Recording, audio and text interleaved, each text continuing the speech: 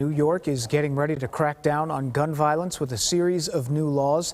This as President Biden makes a plea for tougher restrictions on gun laws all across the country, something that could possibly make a difference. Fox 5's Robert Moses live outside the governor's office on the east side with more on this gun battle. Good morning, Robert. Dan, good morning to you. Efforts in Washington to strengthen this nation's gun laws will be very difficult given Republican opposition in the evenly divided Senate. However, in Albany, with Democrats firmly in control there, the path has proven much easier.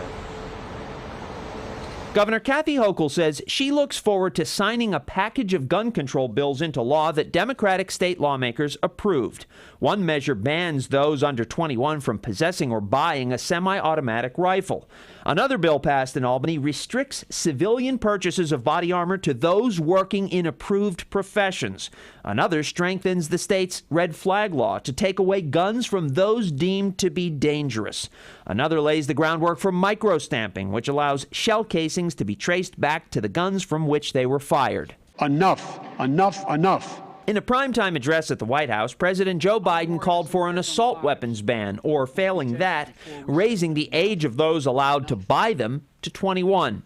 He also called for strengthening background checks and repealing immunity for gun manufacturers. But my God, the fact that the majority of the Senate Republicans don't want any of these proposals even to be debated or come up for a vote, I find unconscionable.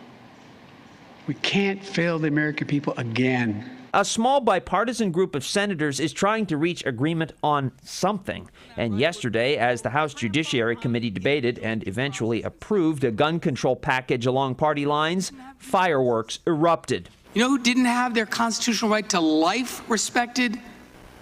The kids at Parkland and Sandy Hook and Uvalde and Buffalo, and the list goes on and on. So spare me the about constitutional rights. Would the gentleman yield? No, I will not yield, and I'm not going to yield for my entire 5 minutes, so don't ask again. Republican Greg Steube of Florida clashed with Democrat Sheila Jackson Lee of Texas. This is a XL 6-hour P365. Comes with a 15-round magazine. Here's a 7-round magazine, which would be less than what would be lawful under this bill if this bill were to become law. It doesn't fit. So this gun would be banned. I hope the gun is not loaded. I'm at my house. I can do whatever I want with my guns.